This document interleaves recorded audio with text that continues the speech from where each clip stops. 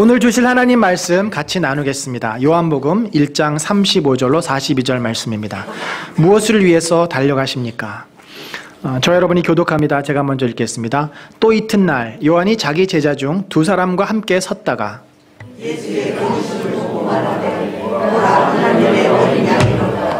두 제자가 그의 말을 듣고 예수를 따르거늘 예수께서 돌이켜 그 따르는 것을 보시고 물어주시되 무엇을 원하느냐 이르되 rabbi여 어디 계시옵니까 하니 rabbi는 물으면서 예수께서 이르시되 와서 보라. 그러므로 그들이 가서 계신 데를 보고 그날 함께 거하니 때가 10시쯤 되었더라. 요한의 말을 듣고 예수를 따르는 두 사람 중에 하나는 시몬 베드로의 형제 안드레라. 그가 먼저 자기의 형제 시몬을 찾아 말하되 우리가 메시아를 만났다 하고, 메시아는 번역하면 그리스도라. 데리고 예수께로 오니 예수께서 보시고 이르시되 내가 요한의 아들 시몬이니 장차 게바라 하리라 하시니라. 게바는 번역하면 베드로라. 아멘. 생텍쥐베리의 어린 왕자라고 하는 소설에 이런 장면이 있습니다. 이 어린 왕자가 새로운 경험을 하기 위해서 여러 별들을 방문합니다. 어느 날 지구에 왔습니다. 지구에 왔는데 어느 기차역을 이렇게 서 있을 때 요란한 소리를 내며 급행열차가 달려옵니다. 역무원에게 이 어린 왕자가 묻습니다. 저 사람들은 도대체 어디로 가는 거죠? 그러자 그 역무원이 그렇게 이야기를 합니다. 그거야 모르지. 저 사람들은 지루해서 하품을 하거나 그저 어쩔 줄 모르면서 빙빙 돌고 있어. 사람들은 일상생활을 바쁘게 움직일 뿐이지 어디로 가는지 무엇을 위해서 사는지 잘 몰라. 여러분, 마치 이 어린 왕자에 나오는 장면처럼 우리는 올 한 해도 또 정신없이 바쁘게 맞이하게 됐습니다. 내가 무엇을 위해서 지금 이것을 하는지도 모르는 채 떠밀려서 여기까지 왔습니다. 갑자기 누군가 여러분에게 이런 질문을 하신다면 여러분 어떻게 대답하시겠습니까? 당신은 도대체 무엇을 위해서 사십니까? 당신의 인생의 궁극적인 목적이 무엇입니까? 만약에 여러분 그런 질문을 갑자기 받는다고 한다면 뭐라고 말씀하시겠습니까? 생각보다 우리는 멀리 바라보면서 깊게 생각하면서 살지 못합니다. 눈앞에 있는 거, 당장 당면한 문제들에 내 시선이 빼앗겨서 그렇게 살아갑니다. 그래서 우리가 바쁜 거죠. 정신이 없는 겁니다. 항상 문제는 내 눈앞에 찾아오니까. 멀리 보는 사람, 그리고 깊게 생각하는 사람은 앞에 것을 놓칠 수도 있지만 그만큼 여유를 가지고 천천히 자신이 가야 될 방향을 향해서 갈 수가 있는 거죠. 오늘 본문에서는 우리가 인생의 목표를 세우고 그 목표를 향해 달려가는 사람들을 발견하게 됩니다. 그들은 누구였냐면 세례 요한을 따르는 두 사람이었습니다. 그 중에 한 사람은 안드레입니다. 베드로의 형제. 이 사람들이 왜 세례 요한을 따랐을까요? 세례 요한은 도대체 누구입니까? 세례 요한이라고 하는 인물은 구약의 마지막 선지자였습니다. 예수님께서 그를 엘리야라고 그렇게 부르기도 하셨습니다. 이 세례 요한은 태어날 때부터 예수님과 같이 그 아버지 사가랴의 입을 통해서 예언을 받고 하나님께서 특별히 보내신 그런 사람이죠. 그의 역할은 무엇이었습니까? 바로 요한복음 1장 23절에 나와 있는 것처럼 주의 길을 곧게 하라고 광야에서 외치는 자의 소리였습니다. 주의 길. 왕이 행차를 하기 위해서 먼저 왕의 사자가, 메신저가 달려가서 왕의 행차를 알립니다. 그리고 그 길이 잘못되어 있으면 길을 곧게 내놓습니다. 요즘도 그렇죠. 미국에서 만약에 오바마 대통령이 우리나라에 오면은 수행원들이 먼저 와서 모든 것을 다 조사하고 점검하고 다 준비해 놓지 않습니까? 바로 그런 역할을 하는 자였어요. 세례 요한은 메시아가 오실 것을 미리 준비하고 알리는 자였습니다. 그래서 자기는 이렇게 고백을 하죠. 나는 내 뒤에 오실 자의 이 신들매도 매지 못할 만큼 그렇게 비천한 자다. 그는 나보다 더 위대한 자다. 나는 그분이 오실 것을 알려주는 사인에 불과하다. 그런데 왜 이 사람들이 세례 요한을 따랐습니까? 당시의 사회는 암울했습니다. 마치 우리 일제시대와도 같았어요. 일제시대에 우리 그 부모님들, 그분들의 소망이 무엇이었겠습니까? 일본으로부터 독립하는 거였죠. 그런데 독립할 힘이 있습니까? 힘이 없어요. 당시에도 마찬가지였습니다. 이 팔레스틴 지역을, 갈릴리 지역을, 예루살렘 지역을 누가 장악하고 있었냐면 로마의 막강한 권력이 지배를 하고 있었습니다. 로마 군인들이, 이 팍스 로마나라고 해서 모든 길을 로마로 통한다. 아프리카, 유럽, 이 소아시아 모든 지역을 로마가 지배하고 통치하고 있었습니다. 그 권력을 감히 이 사람들이 어떻게 할 수가 없었습니다. 그런데 그 당시에 그 지도층은 누구였습니까? 대제사장, 서기관, 바리새인, 사두개인, 이런 사람들이 지도층이었는데 이들이 어떤 일을 했습니까? 나라를 위해서 걱정하는 듯 했지만 실제적으로 그들은 로마의 권력에 야합해서 그들의 권력을 등에 업고 기득권을 유지하면서 살았습니다. 그래서 일반 백성들이 볼 때 저 대제사장, 바리새인들, 사두개인들은 부패한 관료요, 부패한 지도자들이었습니다. 그들은 성전에서 제사를 드리러 이 동물들을 가지고 오면 일부러 퇴짜를 놓습니다. 그리고 성전 앞에 자기들이 준비한 그 양이나 소를 사게 합니다. 무려 2배, 3배의 폭리를 받게 하면서 또 환전을 하러 옵니다. 이방 돈은 이 성전에서 받지 않으니까 로마의 돈을 가지고 오면은 이 세겔이라 그러죠. 세겔로 바꿔줍니다. 근데 바꾸면서 요즘도 우리가 환전하면 수수료가 붙잖아요. 엄청난 수수료를 뗍니다. 그러면 그 돈이 다 누구에게 갑니까? 대제사장에게 가고 사두개인들에게 가고 다 거기에서부터 그들이 권력을 가지고 기득권을 유지하면서 살았습니다. 세례 요한 같은 사람은 그들의 죄를 지적하는 자였습니다. 이 독사의 자식들아, 회개하라. 메시아가 오실 것인데 너희가 회개하지 않으면 너희에게 구원이 임하지 않을 것이다. 너희에게 심판이 임할 것이다. 하나님의 나라가 회복되기를 간절히 소망하는 메시아가 속히 와서 이 로마를 쫓아내고 부패한 이 나라 가운데 다윗의 영광스러운 성전을 회복하기를 간절히 소망했던 그러한 젊은 사람들, 신앙이 있었던 사람들은 세례 요한의 등장을 너무나도 기뻐했습니다. 그리고 그를 따릅니다. 그렇지만 그로부터 나는 메시아가 아니다. 나는 메시아를 가르칠 자다. 내 뒤에 메시아가 오실 것이다. 그 이야기를 듣습니다. 그러던 어느 날 오늘 본문에 보니까 36절에 보라, 하나님의 어린 양이다. 세례 요한이 그의 제자들에게 야, 저기 봐라. 저 사람이 바로 너희가 기다리던, 너희가 찾던 메시아다. 이야기를 합니다.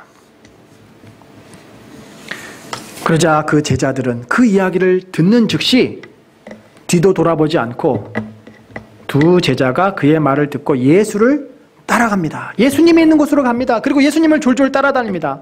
이 따르다 하는 말은 제자가 된다는 말입니다. 제자가 된다는 말은 따른다는 의미예요. 이 정도 되면 예수님이 자기를 따르는 그 제자들에 대해서 반갑게 맞이하며 야, 너희들 나를 그렇게 찾더니 드디어 나한테 왔니? 반갑다.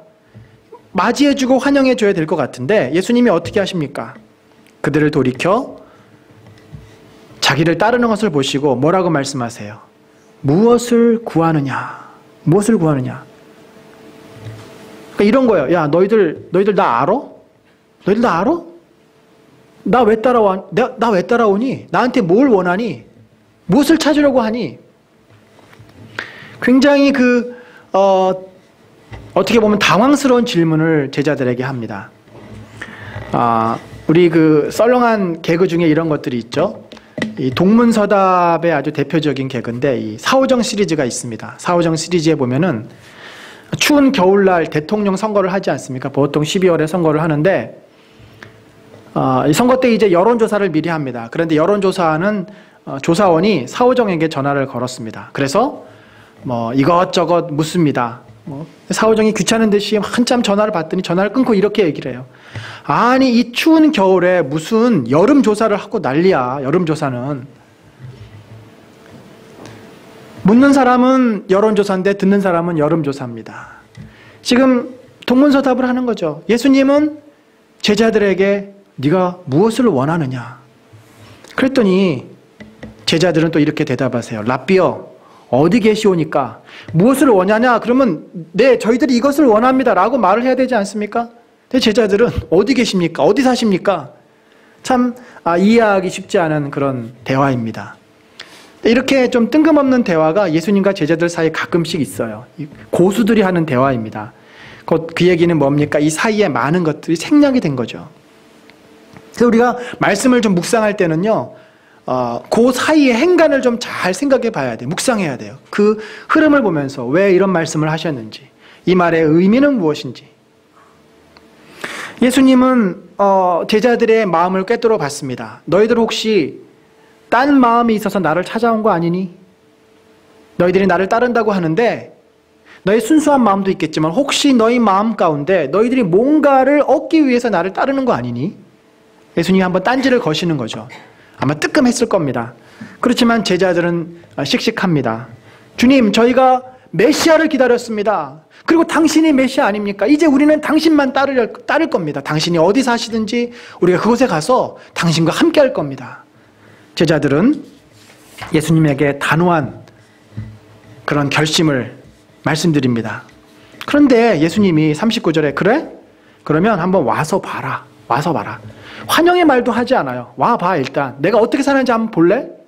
이 말은 무슨 말이에요? 그래, 너희는 나를 따라서 뭔가를 얻으려고 하지만 사실은 나와 함께 한다는 것은 고생하는 길이다. 나와 함께 하는 것은 그렇게 결코 즐겁지 않아. 오면 실망할 텐데 그래도 따라오겠니? 예수님이 어떤 곳에 계셨습니까? 여기는 그 감람산입니다. 예루살렘 성벽 건너편에는 감람산이에요. 예수님이 저런 곳에서 계셨어요. 저런 곳에서 기도하셨고 때로 저런 곳에서 주무시지도 하셨고 또 심지어 너무 춥거나 또 밤에 비바람이 불면은 이런 토굴 안에 들어가셔서 그렇게 예수님이 지내셨습니다. 이곳은 이제 그 감람산 위에 있는 그 주기도문 교회, 그 교회 안에 있는 그 토굴이에요. 꼭 저곳이라고 말씀드릴 수는 없지만 저런 비슷한 환경에서 예수님이 지내셨다는 거죠. 복음서에 보면은 한 서기관이 예수님에게 찾아와서 그렇게 묻습니다. 우리 한번 서기관이 뭐라고 묻냐면 주여 당신이 어디를 가든지 내가 따라다니.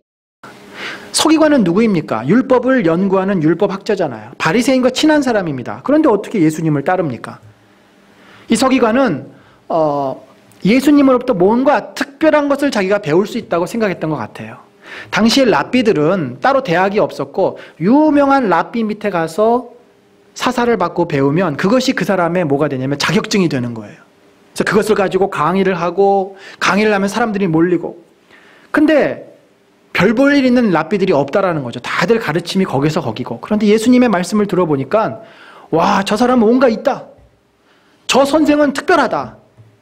그러니까 이 서기관이 발빠르게 남들보다 좀 먼저 생각이 깬 사람이죠. 예수님을 내가 쫓아가서 저 사람을 쫓아서 예수를 쫓아서 뭔가 배워야 되겠다. 그러면 분명히 사람들이 나한테 많이 몰릴 거야. 그런 생각을 하고 예수님을 따라옵니다. 그랬더니 예수님의 대답이 뭐예요? 우리 한번 마태복음 8장 20절 같이 한번 읽습니다. 시작.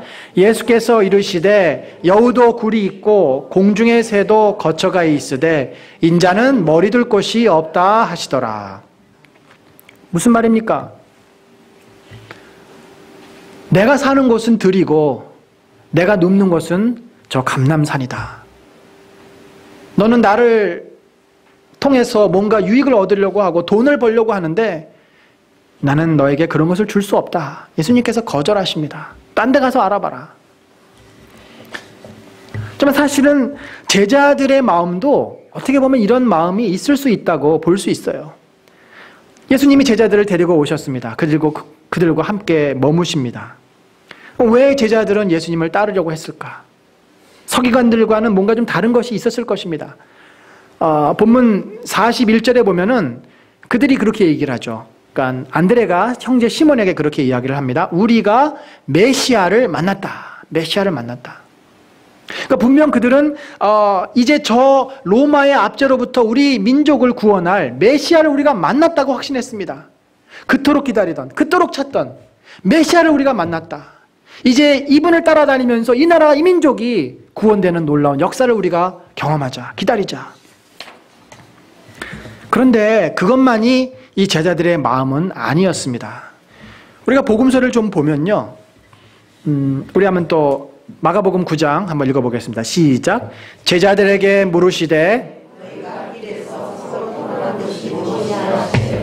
그들이 잠잠하니 이는 길에서 서로 누가 크게 하고 쟁론하였습니다. 예, 제자들이요 서로 길거리에 다니면서 지금 쟁론하였다 그랬는데 이것은 쟁론이 아니라 싸우는 거예요. 지금 말다툼합니다. 말싸움이에요. 근데 말싸움의 핵심이 뭐냐? 누가 세칸이냐 이거죠. 누가 예수님 다음에 최고냐는 거예요. 그래서 이런 것이 얼마나 그들 사이에 중요한 이슈고 가장 큰 관심사였냐면 이 치맛바람이 이제 여기서부터 나오는데 요즘 뭐 엄마들의 마음이나 당시 엄마들의 마음이 똑같은 것도 같아요. 여기 제가 한번 읽어보겠습니다. 그때 세베대 아들의 어머니가, 세베대 아들 누구예요? 요한과 야고보죠. 어머니가 그 아들들을 데리고 예수께 와서 절하여 무엇을 구하니 미리 지금 다른 엄마들보다 먼저 선수를 치는 거예요. 뭐 두 손에 보따리를 들고 왔는지도 모르겠습니다. 구하니 예수께서 이르시되 무엇을 원하느냐 이르되 이 나의 두 아들을 주의 나라에서 하나는 주의 우편에 하나는 주의 좌편에 앉게 명하소서. 대단한 어머니죠. 아들의 출세를 위해서 보따리 싸들고 지금 예수님 찾아온 겁니다. 주의 나라가 임할 때, 이 말은 무슨 말이냐면 로마가 물러가고 로마가 이제 멸망당하고 새로운 정부가 들어설 때 다윗 임금의 그 영광을 나타날 새로운 정부, 당신이 이제 메시아니까 그 나라의 대통령이 되고 왕이 될 텐데 그때 우리가 그 자리를 찾을 수 있게 해 주십시오. 요즘 대통령 인수위원이 뽑히지 않았습니까? 많은 사람들의 관심이 누가 이 다음 차기에 주요 요직을 차지할 것인가, 거기에 많은 사람들의 관심이 있습니다. 제자들의 관심도 예수님이 정권을 잡으면 내가 무슨 자리를 차지할 수 있을까, 내가 어느 정도 높이 올라갈 수 있을까, 여기에 이들의 관심이 있다라는 거죠. 제자들의 마음속에 하나님의 나라가 회복되는 그런 그 영적인 소망도 있었지만 마음 깊은 곳에서는 정치적인 야망이 가득 차 있었던 것을 봅니다. 여러분, 그 마음은 무엇입니까? 꽉 먹고 알 먹고 하나님 나라에서도 축복을 누리고 이 땅에서도 내가 많은 축복을 경험하고 싶은, 많은 축복을 갖고 싶은 그 두 가지의 마음입니다.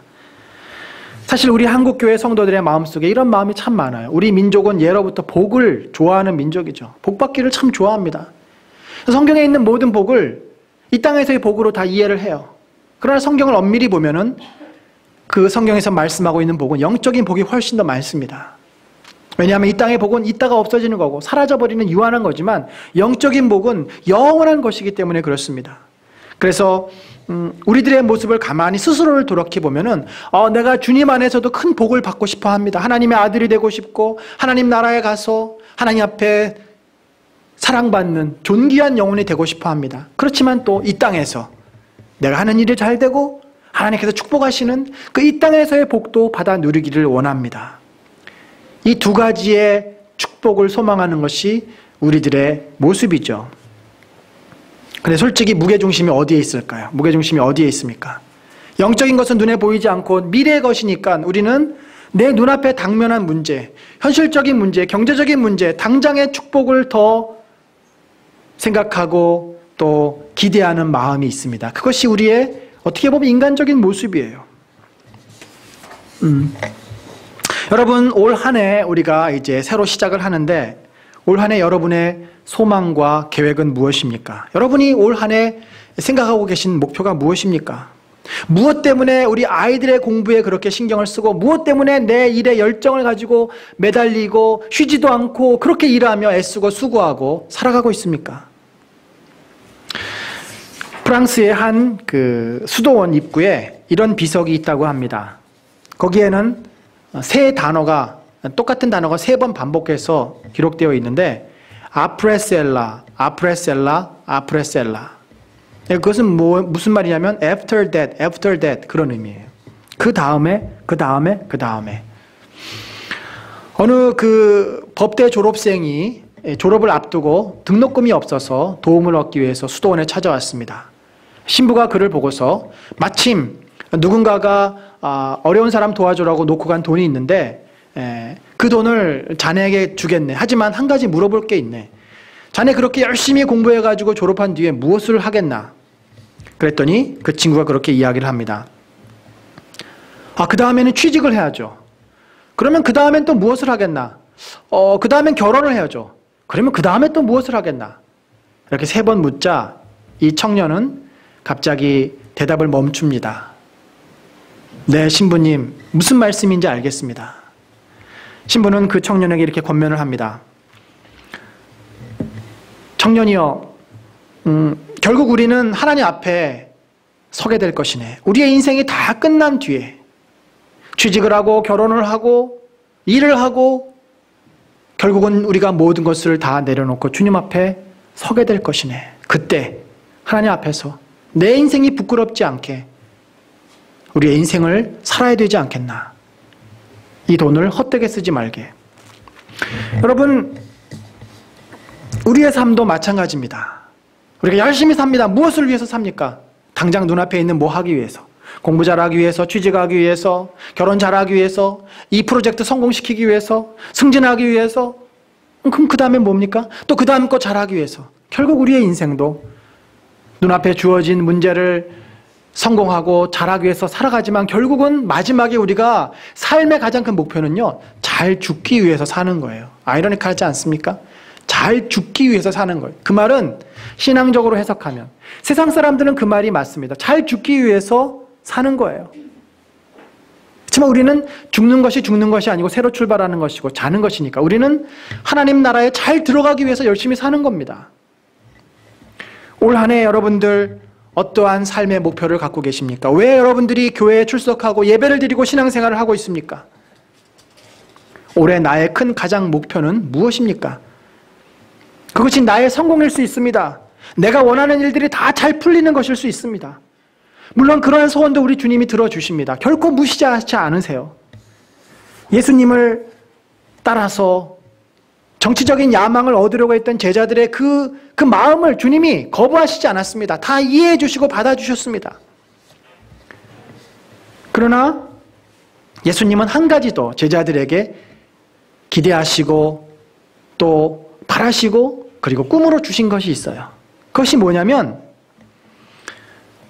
바로 42절에 베드로에게 주신 말씀이에요. 자, 우리 한번 42절 읽어보겠습니다. 데리고 예수께로 오니 예수께서 보시고 이르시되 내가 요한의 아들 시몬이니 장차 게바라 하리라 하시니라. 아멘. 베드로는 아무것도 모르고 그냥 지금 왔어요. 예수님 앞에 끌려왔습니다. 그는 평범한 어부입니다. 근데 그를 향해서 어떤 비전과 어떤 꿈을 주셨어요. 너가 게바가 되게 하리라. 게바라고 하는 것은 반석, 바위 그런 뜻입니다. 곧 이 바위 위에 교회가 세워지는데 이게 바위라고 하는 것은 베드로가 이제 사도들의 리더가 되고 그 사도들의 신앙 고백, 우리가 사도신경이라고 외우지 않습니까? 그 사도들의 신앙 고백 위에 교회가 세워질 것이다. 그 신앙을 동의하고 그 신앙 안에 함께하는 사람들이 교회가 되고 그들을 통해서 복음이 전해지고 하나님 나라가 세워지게 될 것이라고 하는 아주 엄청난 비전과 꿈을 베드로에게 주신 것입니다. 다른 곳에서는 내가 너로 하여금 사람을 낚는 어부가 되게 하리라. 예수님은 우리를 완제품으로 부르시지 않았습니다. 제자들은 지금 정치적인 야망과 인간적인 생각으로 가득 찬 자들입니다. 서로 싸우는 자들입니다. 어리석은 자들입니다. 그렇지만 예수님은 그들을 3년 동안 훈련시키고 연단시키고 만지시고 그들을 하나님의 사람으로 세웁니다. 하나님께서 이스라엘 백성을 출애굽시켰을 때 가나안 땅으로 바로 이끌고 가시지 않았습니다. 왜냐하면 가나안 땅으로 들어가면 그들이 그것을 감당할 수가 없어요. 하나님을 잊어버립니다. 그들에게는 반드시 광야가 필요했습니다. 광야에서 물도 없고 먹을 것도 없으면서 하나님을 기억하게 됩니다. 인생의 본질은 무엇입니까? 눈앞에 유익을 구하고 편안함을 구하는 게 인생의 본질이에요. 당장 먹을 것이 없으면 먹을 것을 찾고 물이 없으면 물을 찾는 게 인생의 본질입니다. 그러나 그런 것을 통해서 우리는 나의 연약함을 넘어서게 됩니다. 고난을 통해서 우리는 하나님의 존재를 인식하게 되고 깨닫게 되고 내가 살아가는 삶의 참 가치와 의미가 먹고 사는 게 전부가 아니구나. 사람이 떡으로만 사는 것이 아니라 여호와의 말씀으로 사는 것이구나. 하나님을 우리가 깨닫게 되고 경외하게 되고 의지하게 되고 그러면서 우리의 삶은 주님 앞에 가는 삶으로 준비되고 훈련되어질 줄로 믿습니다. 하나님은 우리를 향해서 놀라운 꿈과 계획을 가지고 계십니다. 비록 내가 교회에 대해서도 별로 관심이 없고 하나님에 대해서도 별로 관심이 없고 그저 내 일, 내 가족, 내 아이들, 내 직장, 여기에 나의 온 신경과 관심이 쏟아져 있을지 모르지만 주님은 저와 여러분을 향해서 놀라운 꿈과 비전을 가지고 계십니다. 하나님은 우리를 통해서 하나님을 더 깨닫도록 하실 것이고 예수 그리스도를 사랑하도록 인도해 가실 것입니다. 무엇을 통해서? 때로는 고난을 통해서, 우리가 주의 음성을 듣지 않으면 주님이 우리를 끌고 오셔서, 때로는 축복을 통해서 하나님이 나를 이렇게 축복하시고 사랑하시는구나. 때로는 은혜를 통해서 하나님의 살아계심을 알게 하실 것입니다. 또한 우리로 하여금 교회를 세우는 기둥으로 세워가실 것입니다. 우리를 통해서 비전을 갖고 꿈을 갖고 이제는 영원한 것들을 소망하며 하나님의 나라를 품는 그런 믿음의 사람들로 2013년도 우리를 이끌어갈 것입니다. 이것을 위해서 우리가 하나님 앞에 예배를 드리고 말씀을 우리들이 묵상하고 또 말씀을 훈련하고 또 우리들이 다양한 프로그램으로 하나님을 깨달아가고 우리의 삶이 하나님의 사람으로 자라가는 귀한 시간들을 갖게 될 것입니다. 우리 아이들의 부서에도 이제 말씀 양육을 시작할 것입니다. 아이들이 말씀 양육을 통해서 어린 시절부터 마음판에 말씀을 새기고 그것이 여러분들 집에 가서 확인받고 여러분과 함께 또 같이 말씀을 나누는 축복들이 있기를 원합니다. 이제 말씀을 맺겠습니다. 2013년도를 주님이 우리에게 허락해 주셨습니다. 여러분들 어떤 목표를 가지고 어떤 꿈을 가지고 한 해를 시작하셨습니까? 세상 사람들을 떠오르는 태양을 보면서 올해 나에게 좋은 일만 생기게 해달라고 알지 못하는 신에게 빕니다. 올해 나에게 나쁜 일은 다 물러가고 항상 기쁜 일만 생기게 해달라고 그들은 소원을 빕니다. 그러나 우리에겐 누가 계십니까? 살아계신 하나님이 계시고 저와 여러분을 사랑하시는 예수 그리스도가 계십니다. 그분은 우리를 가장 최선의 길로 인도해 갈 것입니다. 비록 우리가 연약해서 우리의 눈이 땅만 바라보고 썩어질 것에 우리의 모든 관심이 있지만 때로는 우리의 고개를 들게 하시기도 하고 때로는 우리로 하여금 영원한 것, 귀한 것, 가치 있는 것, 소중한 것을 알게 하시고 그래서 우리를 하나님의 사람으로 만들어 가실 것입니다. 간절히 바라기는 여러분의 가정 속에서도 가정 예배가 드려지기를 간절히 소망합니다. 아이들과 함께 말씀을 묵상하는 일들이, 말씀을 암송하는 일들이 이루어지기를 간절히 소망합니다. 2013년도에 예수님을 더 알아가고 하나님의 뜻을 더 붙잡고 교회를 세워가는 귀한 일꾼으로 자라가는, 그래서 하나님이 여러분을 통해서 하나님의 영광을 선포하는 귀한 복된 한 해가 되시기를 예수 그리스도의 이름으로 간절히 축원합니다. 우리 이 시간에 같이 기도합시다. 한 번 더 기도할 때 주님, 제 마음에 이런 소원이